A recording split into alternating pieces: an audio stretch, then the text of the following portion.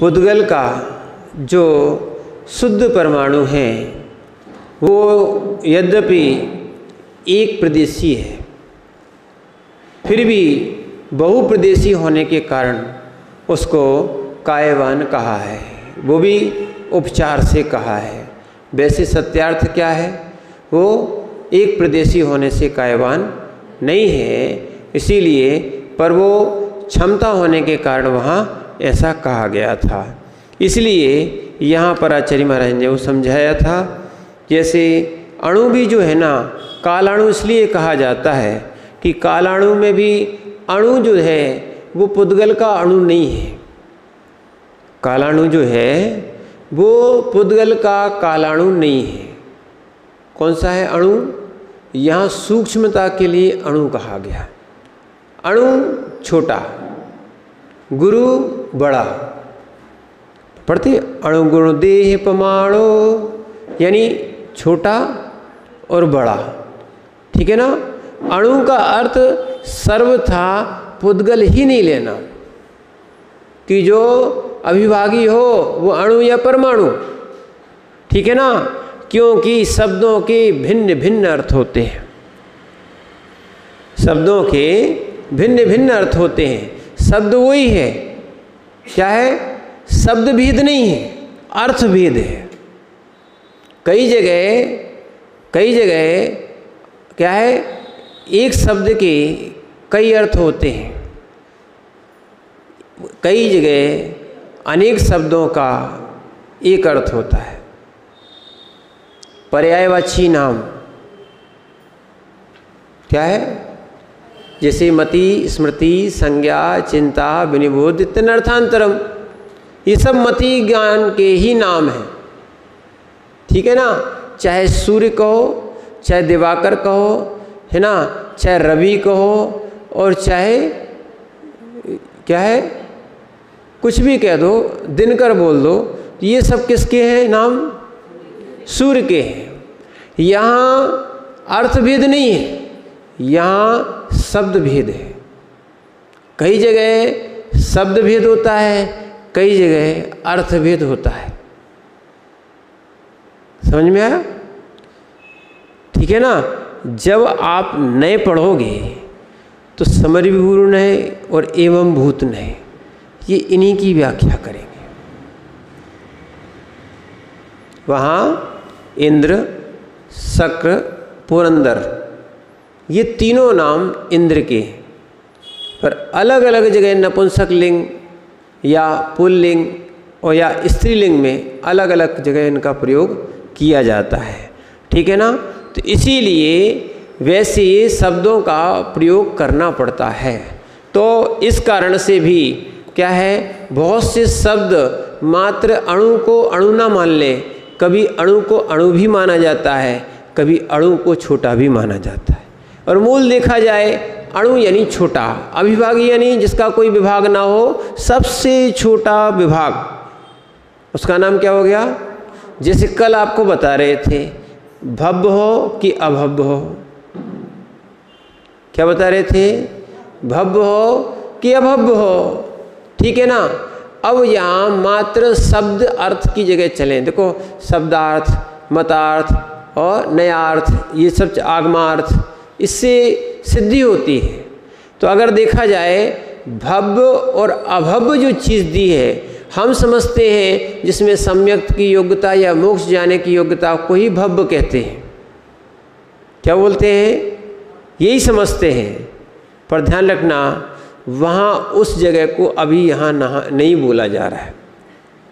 आलाप पद्धति के अनुसार क्या है, भव्य और अभव्य अलग शब्द है, और जो आपके पारणामिक भाव हैं उनका भव्य और अभव्य अलग अर्थ निकलता है। जो जीव पारणामिक भाव में अभव्य है वो कभी मोक्ष नहीं जाएगा। क्या है? जो जीव अभव्य है वो कभी मोक्ष नहीं जाएगा। पर ध्यान रखना, जब आलाप पद्धति में आओगे, इन्हीं शब्द एक ही है, भव्य अभव्य, क्या है? भव्य अभव्य, पर वहाँ पर परिणामी अपरिणामी लिया गया है।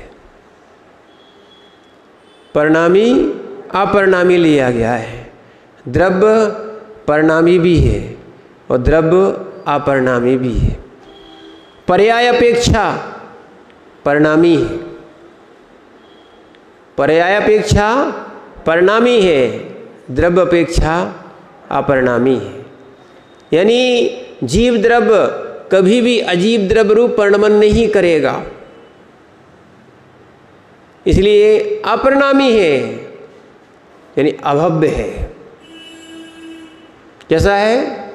अभव्य है, पर संसार से कर्म क्षय करके सिद्ध अवस्था प्राप्त करेगा या कोई भी पर्याय में जाएगा, इसलिए भव्य है। इसलिए क्या है? भव्य है, परिणामी है। द्रव्य परिणामी भी है, अपरिणामी भी है। अगर द्रव्य को मात्र परिणामी ही मान लिया, क्या है? द्रव्य को मात्र परिणामी ही मान लिया तो क्या है? निरंतर उसमें परिणमन ही होता रहेगा, वो द्रव्य ही नहीं बचेगी। क्या है? परिणमन ही होता रहेगा तो वो नहीं रहेगा, तो फिर वहाँ पर क्षणिकवाद आ जाएगा। क्या आ जाएगा? बौद्धों का क्षणिकवाद आ जाएगा। प्रत्येक क्षण में परिणमन हो रहा कि नहीं? परिणमन होता है। इसलिए हमारे यहाँ दो प्रकार की पर्याय हैं, नित्य पर्याय, अनित्य पर्याय। उत्पाद, व्यय, ध्रुव। उत्पाद, व्यय, ध्रुव। अच्छे समझना, उत्पाद व्यय, उत्पाद व्यय अनित्य पर्याय, ध्रुव नित्य पर्याय। क्या है? उत्पाद व्यय अनित्य पर्याय। पर्याय में भी पर्याय दो प्रकार की, नित्य पर्याय, अनित्य पर्याय। देखना, यहाँ पर इसी बात को यहाँ समझा गया, जहाँ पर ये उंगली बताई थी, इसमें प्रकर्षपना है और इसी में क्या हो गया? टेढ़ापना आ गया ना। उंगली सीधी हुई, उंगली टेढ़ी हुई। ये देखना, पुद्गल द्रव्य है, पुद्गल द्रव्य है। उंगली क्या है? शरीर क्या है? पुद्गल है, पुद्गल का ही एक हिस्सा है। तो ये क्या हो गया? ऋजुपना इसका चला गया, या प्रकर्षपना इसका चला गया, प्रांजलपना इसका चला गया। यही आया था शब्द, प्रांजलपना विनाश हो गया और टेढ़ेपन का उत्पाद हो गया। उत्पाद व्यय चल रहा है, ठीक है ना, पर क्या ये उंगली का नाश हुआ? क्या ये उंगली ध्रुव रूप में है। उंगली क्या है? ध्रुव रूप में है। ऐसी द्रव्य जो होता है वो भी उत्पाद व्यय युक्तम सत, या उत्पाद व्यय ध्रुव युक्तम सत। तो यहाँ पर वो पर्याय जो नियत रहती है वो एक कौन सी? ध्रुव है। मनुष्य में भी बाल्यपना, युवापना, वृद्धपना, ये चल रहा कि नहीं चल रहा? ये पर्याय है, पर्याय में ही पर्याय बदल रही, पर्याय में ही पर्याय बदल रही। अगर इसी को कहा गया है पर्याय में पर्याय का उपचार, क्या है? पर्याय में पर्याय का उपचार। तो इसीलिए जो भी संसार में है ये सब पर्याय में, द्रव्य में पर्याय का उपचार किया जा रहा है। एक तो अपन ने तीन अवस्था बताई, पर्याय में पर्याय का उपचार, और जीव को मनुष्य कहना द्रव्य में पर्याय का उपचार। क्या है? इसीलिए यहाँ भी जो जो शब्द कहे जा रहे हैं, जैसे भव्य, अभव्य, परिणमन, अपरिणम। छोटू भैया क्या बोल रहे थे? भव्य हो कि अभव्य हो?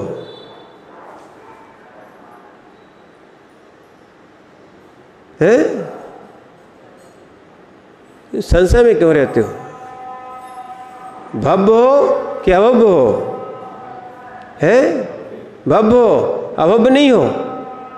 नहीं हो? अरे समझो, इसलिए कह रहे हैं अभी बहुत ज्ञान की आवश्यकता है।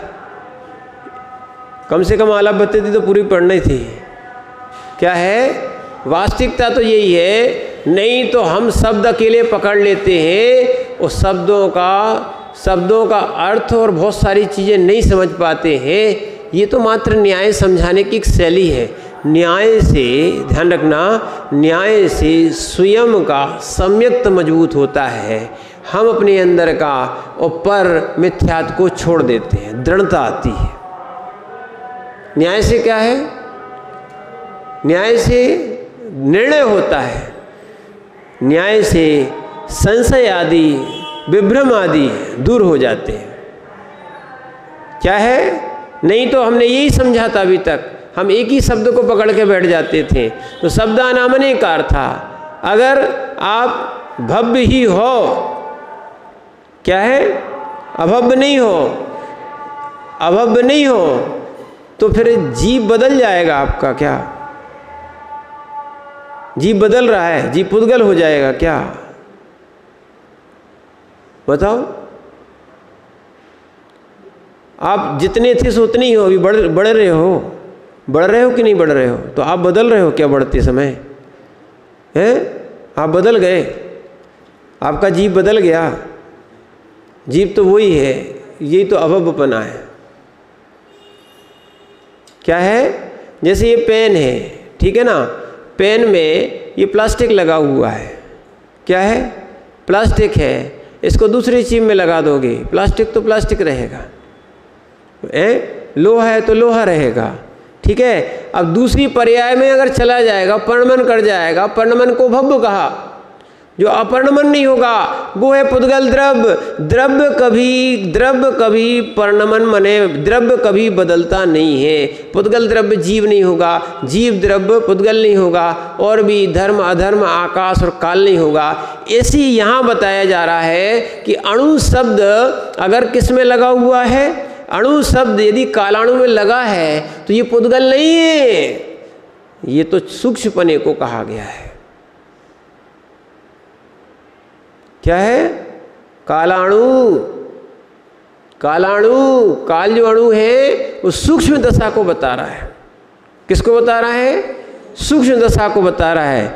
इसीलिए बहुत सारे शब्दों को समझने के लिए पंचास्तिकाय में भी आचार्य भगवान कुंद स्वामी ने लिखा, उनकी टीका में जयसेन स्वामी ने लिखा कि वास्तविकता में हम शब्दों को, शास्त्रों को समझने के लिए आगमार्थ, शब्दार्थ, नयार्थ, मतार्थ ये हमें जानना पड़ेगा। जब तक इनका बोध नहीं होगा समझ में नहीं आएगा। और वास्तविकता में आचार्य अमृत स्वामी ने भी पुरुषार्थ सिद्धि उपाय, ये पुरुषार्थ सिद्धि उपाय जो है ना, ये श्रावकाचार है। जैसे रत्नगंध श्रावकाचार है ना, ऐसी पुरुषार्थ सिद्धि उपाय भी क्या है? श्रावकाचार है। ऐसे बहुत से श्रावकाचार हैं, हमने कहा था, एक नहीं मान लेना। और एक में पूरी व्याख्या भी नहीं हो सकती। एक ग्रंथ में, एक नियोग में चारों नियोग का कथन नहीं हो सकता है। सबके अलग अलग विषय होते, जैसे डॉक्टर होते हैं ना, क्या होते हैं? डॉक्टर होते हैं, सबके अलग अलग स्पेशलिस्ट होते हैं। ऐसे टीचर जो होते हैं वो अलग अलग विषय के, है ना, जानकार होते हैं। ऐसे ही संपूर्ण ज्ञान को जानने वाला तो केवल ज्ञान, ठीक है ना, और या अवधि ज्ञान देखा जाए तो। पर वास्तविकता में अगर मति श्रुत ज्ञान है तो अभी इतना विस्तार नहीं है कि हम एक ही चीज़ों में सब चीज़ें आए। यहाँ भी या अन्य ग्रंथों में सारे ग्रंथों का सार नहीं दे सकते। और आप इसकी चीज़ जो है ना, जैसे किसी सब्जी वाले से पूछो कि हीरा मिलेगा कि नहीं मिलेगा, वो कहेंगे हम सब्जी बेचते हैं हीरा। हीरे वाले के पास चले जाओगे, वहाँ सब्जी मिलेगी क्या? मिलेगी क्या? ऐसी हर ग्रंथों में हर चीज़ नहीं मिलती। जो जिसका विषय होता है ना, जिस अनियोग का जो कथन होता है उसमें बहुत सारी चीज़ें मिलेंगी। जैसे समय सार में पूछने लग जाए कहीं क्रिया दी कि नहीं दी, समय सार में व्यवहारिक क्रियाएं दी कि नहीं दी, तो नहीं देंगे। द्रव्यान योग का ग्रंथ है, क्रिया के लिए चाहिए तो आपको क्या चाहिए, चरणानी योग का ग्रंथ है। तो हर विधि, हर विधाएं अलग अलग जगह लिखी हुई हैं। तो इसीलिए यहाँ भी अणु का शब्द अणु मात्र पुद्गल को नहीं लगाना, अणु यानी छोटा होता है, ठीक है। तो नहीं तो इसीलिए आचार्य महाराज ने इसको यहाँ पर लिखा और हमने बहुत से उदाहरणों से इसको स्पष्ट करने का आपको प्रयास किया है, आप समझें। तो इसीलिए जैसा आगम में उल्लेख होता है वैसा हमें अवधारण करना चाहिए। अन्यून मनतिरिक्तम, न न्यून न अतिरिक्त, ठीक है ना। घटित हो सकता हो तो वो लगाना, और घटित नहीं हो सकता हो तो वो अपन नहीं लगा सकते हैं, ठीक है ना। तो इसीलिए यहाँ पर अणु हो सो परमाणु है। इस व्युत्पत्ति से परमाणु शब्द जो है वह अति सूक्ष्म पदार्थ को कहने वाला है, ठीक है ना। अब आगे बताते हैं, सा सा सच सूक्ष्म वाचको अणु शब्दो निर्विभाग पुद्गल विवक्षायाम पुद्गलाणु वदंती। और वह सूक्ष्म वाचक अणु निर्विभाग पुद्गल की विवक्षा में तो पुद्गलाणु को कहता है, और अभिभागी यानी विभाग रहित क्या बताए, अभिभागी काल द्रव्य विवक्षायाम तो कालाणु कथति इति अर्था। यहाँ पर अभिभागी यानी जिसका विभाग नहीं हो सकता, काल द्रव्य के कहने की जब इच्छा होती है तब उसको कालाणु कहते हैं। कालाणु अलग चीज़ है और पुद्गल का अणु अलग चीज़ है, ठीक है ना। या अब यहाँ पर प्रदेश की बात कहते हैं कि प्रदेश किसे कहते हैं। बहुत दिनों से अपन सुनते आ रहे हैं प्रदेश प्रदेश प्रदेश प्रदेश। और प्रदेश है कौन सी चीज़, उसको प्रदेश कौन सा कहते हैं, कि ये उत्तर प्रदेश है कि मध्य प्रदेश है, कौन सा प्रदेश है, ठीक है। तो आकाश का कौन सा प्रदेश है, प्रदेश किसे कहते हैं, उस सब की विवक्षा का यहाँ पर क्या है कथन करते हैं कि माने ये आकाश का प्रदेश है, इसकी क्या परिभाषा है। तो ये परिभाषा ही मान के चलना, प्रदेश किसे कहते हैं, इसको यहाँ पर कहा गया है। 27 नंबर गाथा श्लोक में, जावदीयम आयासम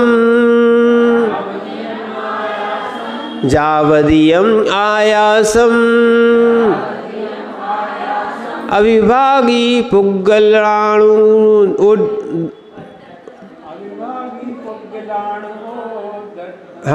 अविभागी पुग्गलाणु उद्दठम उठ्ठदम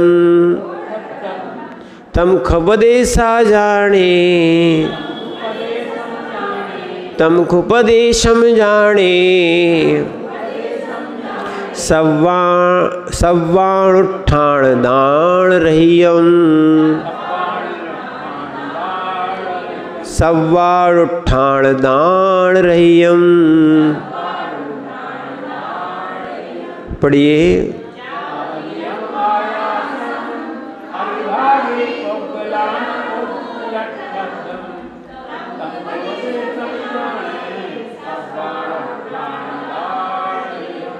यहाँ बता रहे हैं ये क्या है, प्रदेश का लक्षण भी बोल सकते हैं, ठीक है ना।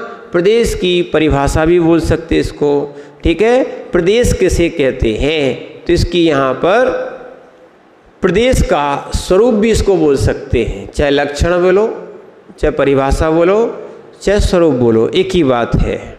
तो यहाँ बता रहे हैं जितने जावदीयम आयासम, जितने आकाश में, आयासम यानी आकाश में अभिभागी पुद्गलों से रोका जाता है, अभिभागी पुद्गलाणु से रोका जाता है, उस सब को परमाणुओं को स्थान देने में समर्थ है, उसको प्रदेश जानो। क्या है, जितने हिस्से में क्या है अविभागी पुद्गल परमाणु रुकता है या वो रुकता है, उन सबको परमाणु का स्थान देने में समर्थ प्रदेश जानो। माना कि ये पेन का दे लो या अपन बैठे हुए, ठीक है, माना कि ये अणु है, अपना शरीर क्या हो गया, अणु, कौन सा, एक प्रदेशी वाला, जितने स्थान को घेरे वो एक प्रदेश। समझ में आया, वो क्या हो गया, एक प्रदेश। तो जो अविभागी हो, जिसका विभाग नहीं किया जाता हो, उसको क्या कहा, अणु। उसको क्या कहा, अणु। अणु कह दो, परमाणु कह दो, जैन दर्शन में एक, और जिसके दो आदि हो प्रदेश, वो स्कंद, उसका क्या नाम है, स्कंद। इसीलिए अब यहाँ पर आचार्य महाराज विवक्षा करते हुए, व्याख्या करते हुए, टीका लिखते हुए लिखते हैं, जावदीयम आयासम अविभागी पुग्गलाणु उठ्ठदम तम खूपदेशा जाने। उसको पदेश जानना चाहिए, कौन सा, यावत प्रमाण आकाशम अविभागी पुद्गल परमाणु नाम वेष्टद्धम व्याप्तम, जितने में वो व्याप्त रहता है, तद आकाशम खलु स्फुटम, उसको निश्चय से प्रदेश जानी ही। शिष्या, हे शिष्या, हे शिष्य, उसको क्या जानना चाहिए, प्रदेश जानना चाहिए। कोई ने पूछा होगा प्रदेश कैसे कहते हैं, तो जितने आकाश प्रदेश को वो परमाणु क्या है, स्थान को घेरता है, उसको क्या बोलते हैं, प्रदेश। अब कथम भूता सब्वाण ठाण दान रहितम सर्वाणु नाम, माने सर्व परमाणु नाम, सूक्ष्म स्कंधा नाम चा स्थान दानस्य अवकाश दान योग्यम समर्था। क्या बोल रहे हैं यहाँ पर आचार्य महाराज लिखते हैं, सब परमाणु, जितने परमाणु हैं और सूक्ष्म स्कंधों को कौन अवकाश देने के लिए समर्थ है, समर्थ है कौन, आकाश।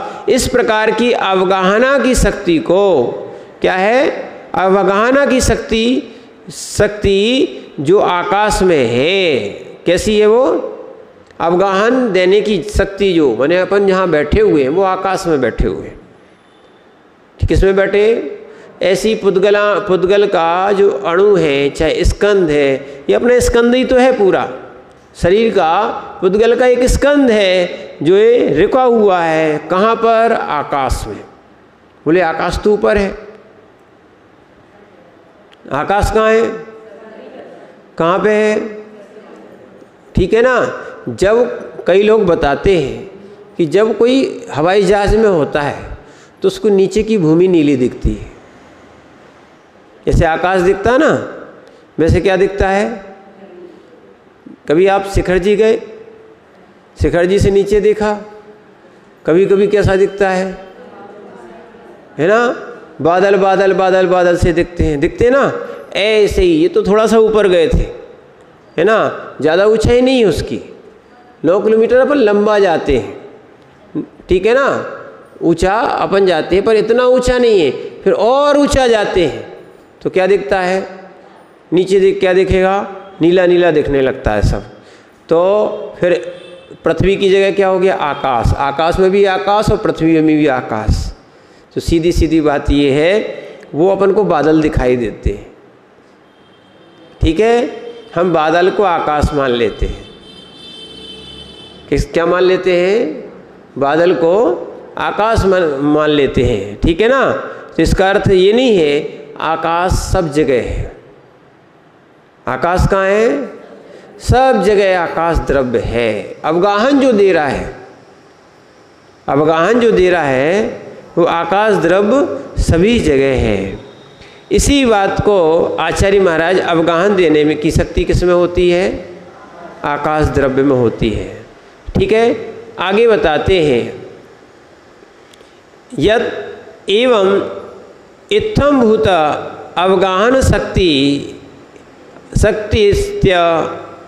आकाशस्य तत् एव असंख्यात प्रदेशेपि लोके अनंत अनंत अनंतानंत जीवस्तेभ्यो अनंत गुण पुद्गला आकाशम लभ्यन्ते। यहाँ अब एक चीज़ बोली है, इसी हेतु से आकाश प्रदेश प्रमाण लोकाकाश में अनंतानंत जीव तथा उन जीवों से भी अनंत गुणे पुद्गल आकाश को माने अवकाश को प्राप्त होते हैं। क्या बोल रहे हैं? जो लोक है या लोकाकाश है उसमें अनंतानंत जीव हैं। कितने जीव हैं? कितने जीव हैं? इसीलिए ध्यान रखना, कभी ये नहीं सोचना कि हम महाराज जी मोक्ष चले जाएंगे तो संसार खाली हो जाएगा इसलिए हम मोक्ष नहीं जाना चाहते। क्या है? क्या बोल रहे? समझना इसे अच्छे से। कई लोग बोल रहे थे महाराज, हमने कहा देखो बच्चे लोगों से समझा रहे थे महाराज बनना बहुत कठिन है। लोग बोलते हैं महाराज बनना बड़ा सरल है। हमने कहा नहीं, महाराज बनना बड़ा एक कठिन है। अगर IIT की भी कोई परीक्षा देता है, किसकी, तो उसमें हर साल 10,000 बच्चे निकलते हैं। कितने निकलते हैं? कितने निकलते हैं? 10,000 निकलते ना। हमने कहा हर साल 10,000 मुनिराज नहीं बनते। अभी तक वो 10,000 तो हुए ही नहीं है, पूरे 2,000 भी हो नहीं पाए अभी। ठीक है ना। फिर हमने उनसे कहा उससे बड़ी भी कोई अगर परीक्षा होती है तो IAS की होती है। किसकी होती है? IAS की होती है। IAS में भी जो IAS वगैरह होते हैं ये 200 ही निकलते, 190 करीब सीटें रहती है हर साल। हमने कहा IAS भी अगर कोई बन जाता है, क्या बनता है? छोटू ही अच्छे समझ लो, अच्छे से समझो। IAS कोई बन जाता है तो हर साल क्या है, 190 IAS बनते हैं। कितने बनते हैं? 190। पर हर साल 190 साधु नहीं बनते।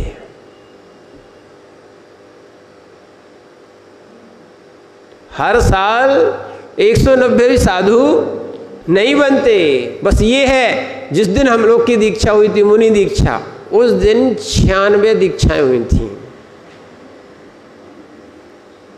क्या हुई थी? योग देखना, उस दिन कितनी हुई? 96 दीक्षा हुई।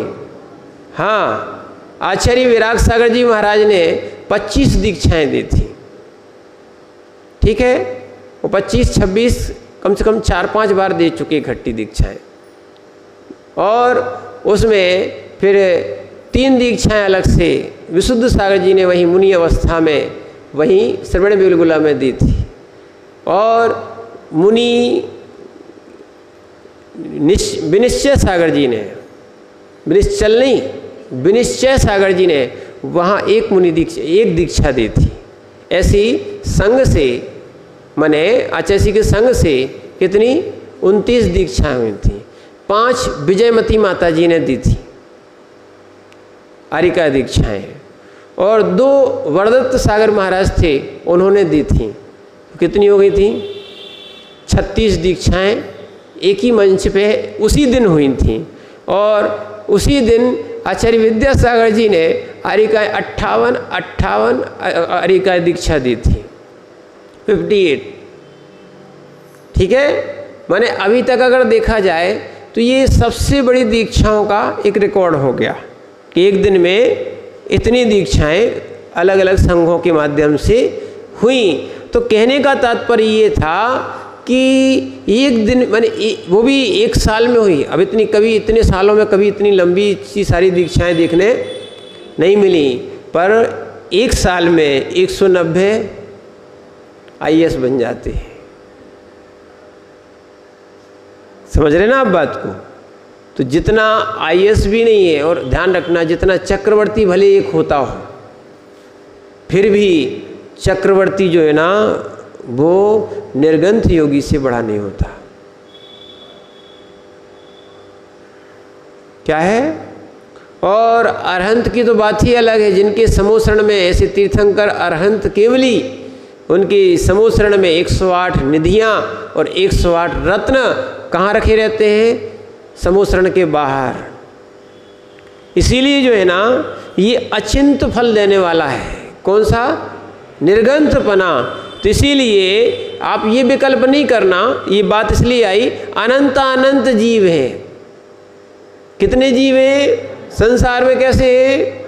अगर आप मोक्ष भी चले गए तो खाली होने वाला नहीं है। आप चिंता नहीं करना, आपके बिना भी सरकारें चलेंगी। क्या है?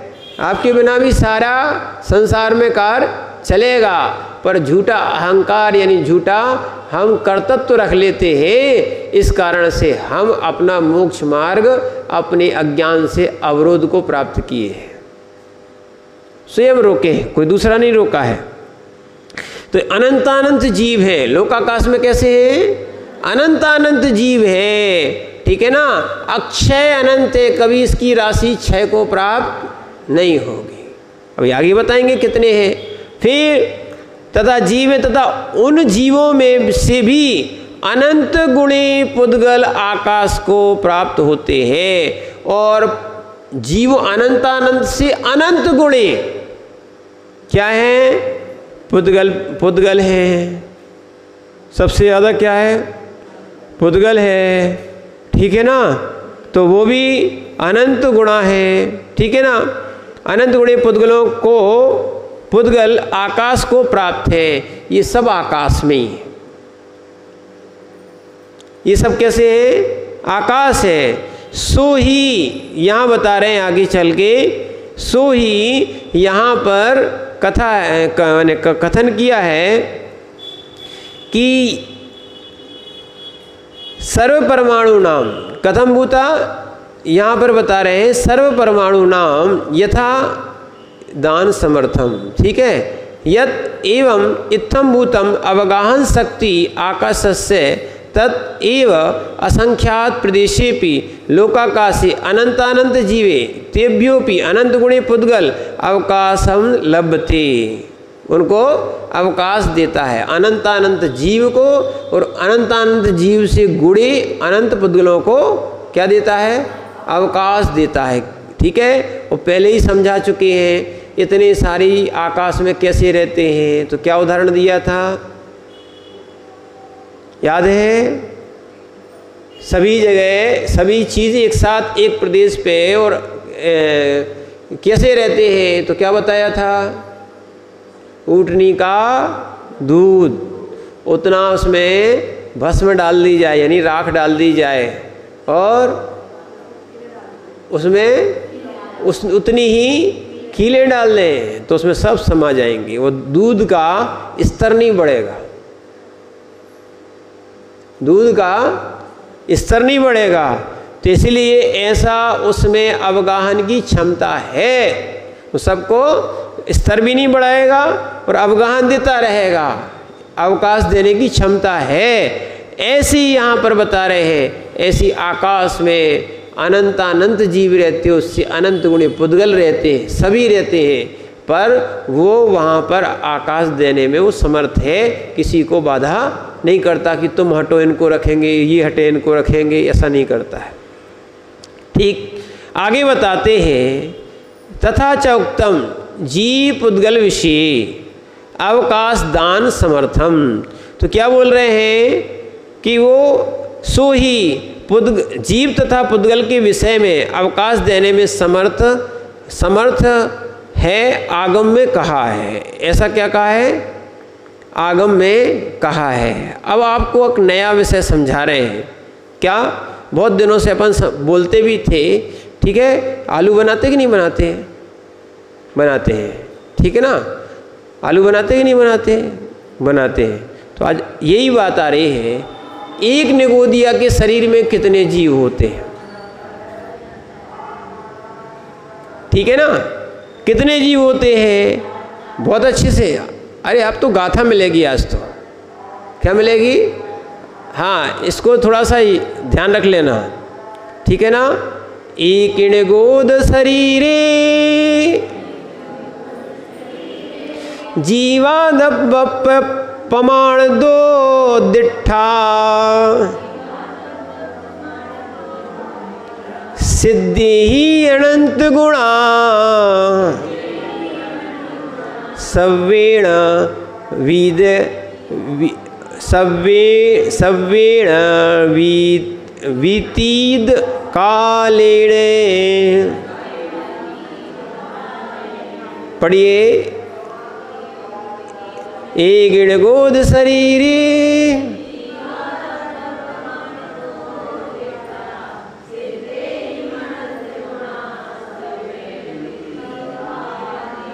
यहाँ बता रहे हैं एक निगोद शरीर में, किसमें? एक निगोद की बात कर रहे हैं, ठीक है ना। यानी शरीर में द्रव्य प्रमाण से कितने जीव रहते हैं? निगोद शरीर बहुत सूक्ष्म होता है और उसमें कितने जीव रहते हैं?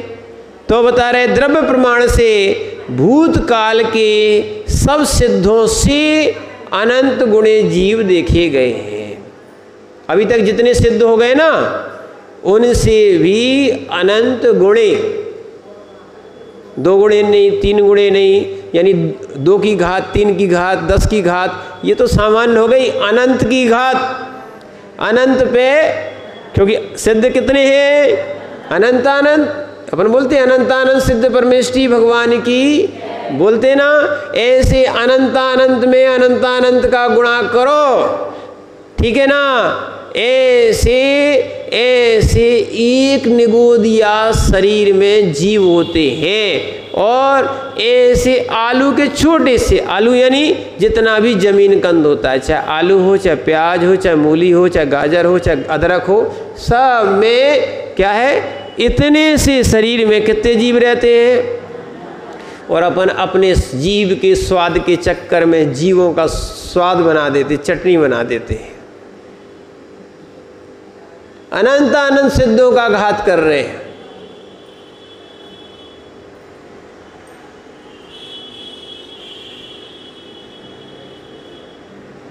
विचार करो। इसीलिए और अनादिकाल से बहुत सारे जीव, ये तो अपन को पता पड़ गया, बहुत सारे अज्ञानी जीव इस चीज़ को नहीं समझते। माइक्रोस्कोप से देख लो, जब हम लोग 9वीं 10वीं की क्लास में थे तो प्याज के छिलके की स्लाइड में रख के दिखाए जाते थे, याद आया? 9वीं क्लास में, 9वीं 10वीं में प्रैक्टिकल होते हैं, और प्रैक्टिकल में क्या है? वो सूक्ष्मदर्शी यंत्र के नीचे उस स्लाइड में रख के दिखाते थे। जीव भी देखते हैं। पानी में भी एक बूंद में उस दिन दिखाए थे कि पानी में भी क्या दिख रहे, कितने गुणे बनते जाते हैं, कितने, माने जो जैन दर्शन कह रहा था और यानी जो केवली ने कहा था बिल्कुल यथार्थ सत्य है, पर अभी भी विज्ञान वहाँ नहीं पहुँच पाया है। फिर भी आप विज्ञान को सत्य मानते हो और आगम को असत्य मानते हो।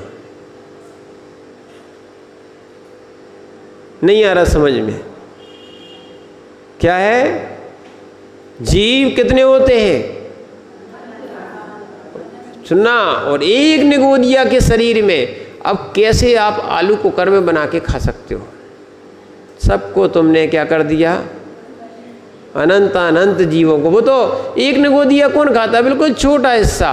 ध्यान रखना, ये विषय जो है ना, आचार्य बताते थे, जो ये जीव कांड में आया है, यानी जितना ये सुई है, माना कि ये इससे हिस्से को जो छुएगी इतने बराबर, इसका माने जो आपने ये सुई की, ये तो पेन है तो थोड़ा ज़्यादा मोटा रहेगा, सुई का हिस्सा जितना हिस्से को छुएगा उसका अनंतमा भाग अंडर, अनंतमा भाग पुलवी और अंटा भाग आवास, ठीक है? उतनी बराबर क्या है? अब उतना सोचना, अनंत कितना छोटा हो गया, उसमें भी एक निगोदिया शरीर, क्या है? एक निगोदिया शरीर रहता है और उसमें भी सिद्धों से अनंत गुणी।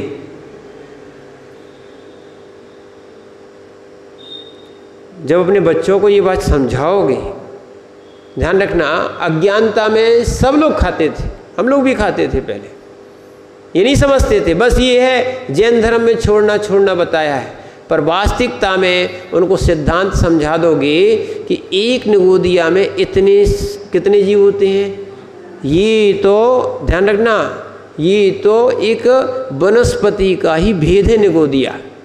पर जो व्यक्ति शराब है, मांस है, मद्य है, 5 उदंबर फल हैं, इनको खाते हैं, चाहे दवाई के रूप में खाएं, चाहे किसी रूप में खाएं, वो निगोदिया, ध्यान रखना, निकोतिया और निगोदिया एक पंचेंद्री का भी भेद है। किसका भेद है?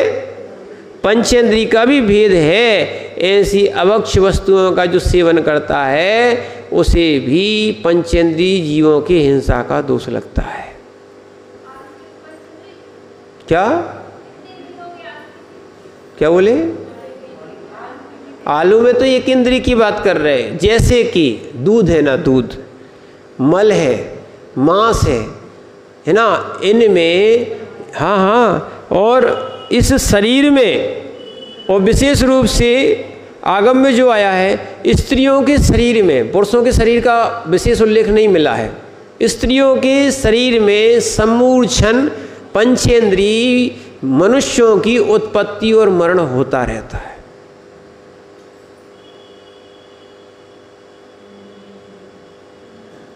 क्या है?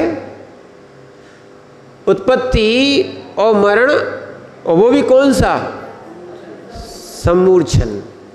कुछ ऐसे भी मनुष्य बने हैं, मात्र मिथ्या दृष्टि, आज ही बताया था ना, सम्मूर्छन हुए और चले गए। क्या हुए? गुप्त स्थानों में उत्पन्न हुए, जिनको मल स्थान अच्छे लगते थे, उन्हें मनुष्य आयु भी बांधी, सम्मूर्छन बांधी, चले गए अपर्याप्त अवस्था में। ठीक है ना? इसीलिए समझना चाहिए, इस अपन धर्म को धारण करें, जिनमें हिंसाएं होती हैं उनको अपन ना करें। ओम नमः सिद्धेभ्यः।